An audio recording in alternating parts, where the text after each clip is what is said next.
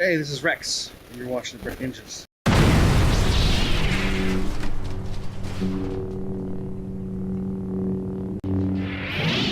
Alright, Terminator 6 Dark Fate trailer just dropped earlier today. I've watched it a couple times.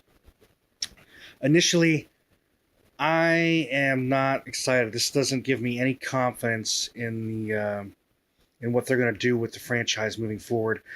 They want to build a trilogy. This is the first one of that. I'm just not seeing a lot that gets me excited or makes me happy. What I feel like I'm seeing is a rehash of part one and part two again. They're just going to kind of restart over. And I've already seen that story.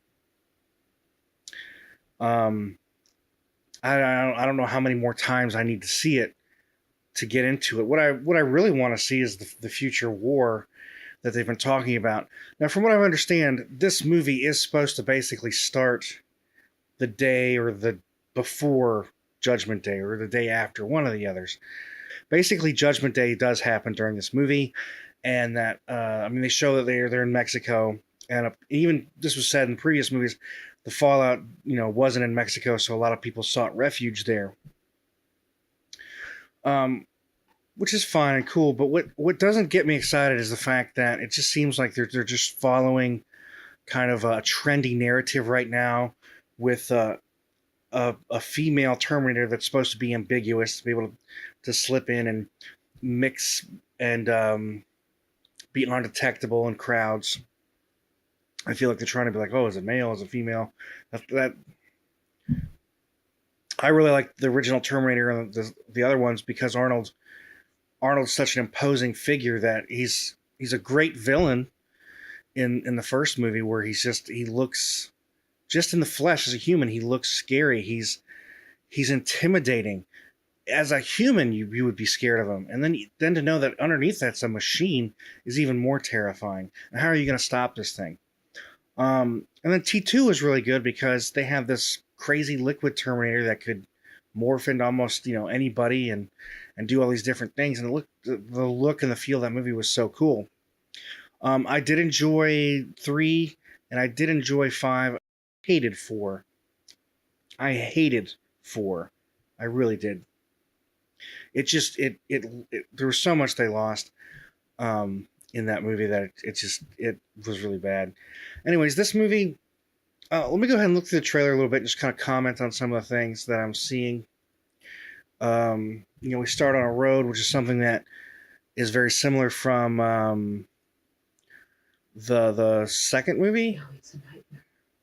You got this new character, Danny Rojas, who I'm figuring from what I get from the narrative is going to be a very similar character who Sarah Connor was in the earlier movies. That she's the mother, or she's probably going to be the leader of the resistance, because I get that feeling after I see like they're really pushing the female narrative.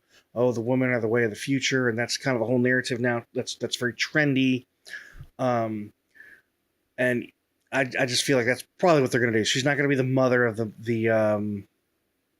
leader of the resistance or the savior of the human race. She's going to be the savior of the human race. Now, let's watch a little bit more. There's a couple things that kind of stood out and bothered me in this trailer, were just like didn't feel very explained very well. And I know that they're trying to leave a bit of mystique for you to go see the movie, but some of it's just kind of like, yeah, I don't know if I'm going to buy all that. All right, so right here, there's a scene where she throws the rebar through the window at the Terminator, which he then grabs and then like turns into 2 Terminators. Somebody explained this as that basically there's an endoskeleton with like nanotechnology on top of that, so it's 2 Terminators. I guess that makes sense, but still, it's a little bit off-putting. When I first saw it, it didn't make sense to me at all. Maybe they'll explain it well in the movie, but in the trailer, it put me off. All right, the next shot, and everybody's noticing this, is how terrible this CGI looks. This looks like something out of a video game, or I remember when I saw The Matrix. I can't remember if it was the second or third one because I didn't like either one of them. They kind of blended together so badly for me. The first one was great, But this reminds me, this CGI reminds me of when Neo was fighting Smith, like 100 Smiths. They all looked like, I don't know, weird flappy paper or something. And he looks like that here. I hope that they're going to fix this before this is released in November. But that looks like crap.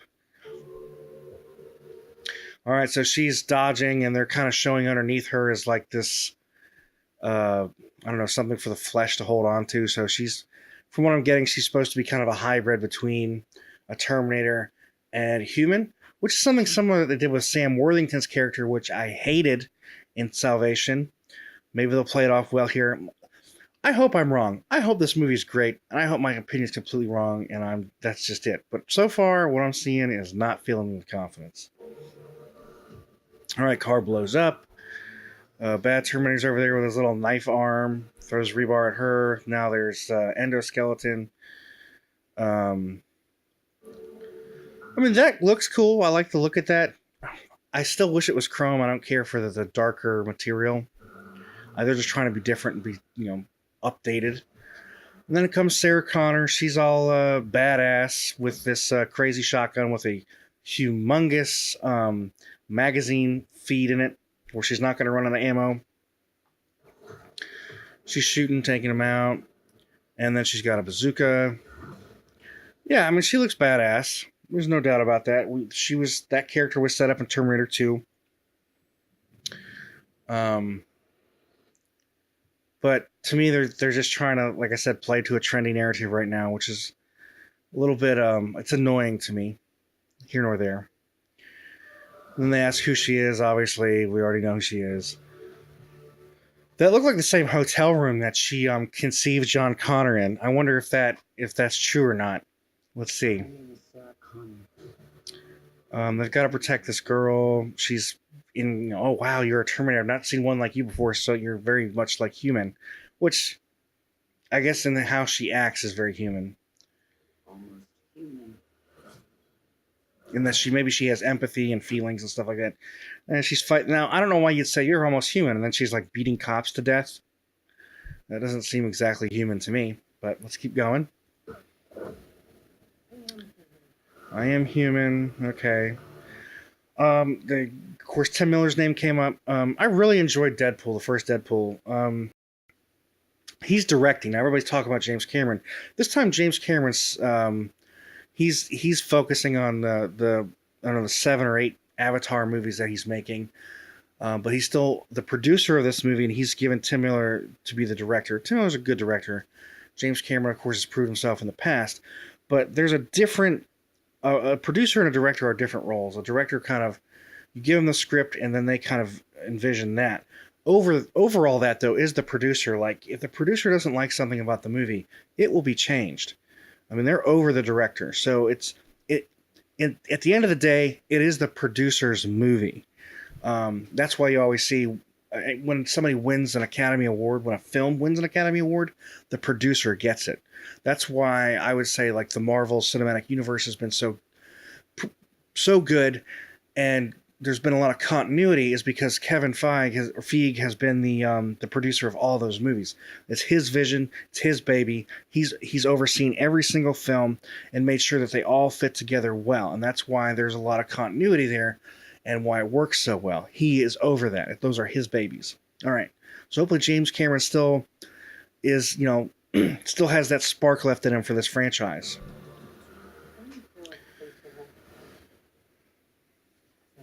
Because I was her, she had to be protected. Okay, then they show Arnold. That's great. Now they're leaving it like, oh, he's a Terminator? Is he a human? He's going to be a Terminator, because there's a scene later, and I'll show this, that right here you can see where he's punched. Like there's 2 people underwater, and obviously one of them's Arnie, and he's just so big that he's probably punching the endoskeleton, or taking out one of the other ones to give them time to fight the nano one. Looking forward to seeing him, but I guarantee you he's probably going to have very little screen time. This is all going to be about these 3 women. That's all it's going to be about. I guarantee that's what this movie is going to be about. Yeah, there's that scene. And then we have a plane hitting a plane, because we have to up the ante and the craziness. She's holding on to the Humvee. Now they're on a train. Um, like I've heard, if Judgment Day does happen during the film, this is probably a scene where they're getting people on a train to as far away from the fallen as possible. And then they ask the question, "Oh, how do we win?" Well, we win by keeping you alive. Um, so I mean, the narrative is going to be like self-sacrifice, um, and all that kind of stuff. And he goes back together. Terminator, Dark Fate. I'm going hunting. That's great. Um, like I said, I'm just not filled with a lot of confidence. I feel like they're following some trends. I think what makes a good movie is when that stand out and last the test of time is when you don't cow down and follow trends and all that kind of stuff. You kind of set a trend, or you're outside of that. You don't let that affect you, because in the long term, a lot of the weird things happening nowadays aren't going to be really remembered. They're going to be small little footnotes. There's bigger things happening. Anyways, I'm just not excited. This doesn't fill me with a lot of excitement. I don't know. We'll have to see. I've heard also rumblings that Edward Furlong, there's going to be flashbacks to Edward Furlong. They're going to digitally put his face on some other kid. And then there's also the wonder is, like, is he going to make an appearance? Well, that scene with Arnold, the T-800, I have to imagine he's probably living there with John Connor, keeping him safe. Obviously, the idea that I get here is that the plot of the movie is that T2 reset things, but that Judgment Day was inevitable. That was something they said in Terminator 3. And that it's still going to happen, that man still has to play with AI and still make machines to do all our dirty work, but that's going to be opening Pandora's box, and the machines are going to turn on us. They're going to be stronger and unempathetic and just about, perfect systems. So I think what's going to happen is the movie's going to start. You're going to have people going back in time from a future time, trying to go back to this date, protect this woman so she can be the savior of the human race. And these two Terminators are going to be fighting each other, trying to protect this woman, which again is just a rehash of all the old stories. Now, I'm willing to forgive that if, as I've said, this is supposed to be a trilogy. If in the next two, I want to see the future war. I want to see just waves of Terminators crushing and destroying, and people just futilely trying to fight these things and rebuild humanity from the brink. That's what I want to see. So hopefully this is going to get there. But I'm a little skeptical. I hope I'm wrong. I hope it's really good. In the comments below, let me know what you think. Do you are you looking forward to this? Do you like the main female cast? Do you think it's a good spin? Or are you kind of like, nah, we're following a trend again. Why does it have to be this way? And what else do you guys think about this? Are you excited? Does it look good to you? A lot of my friends are saying, oh, this looks good. I think I'm the only one that's kind of been a downer about it, but we'll see. Anyways, guys, thanks for watching. Like, comment, and subscribe. See you later.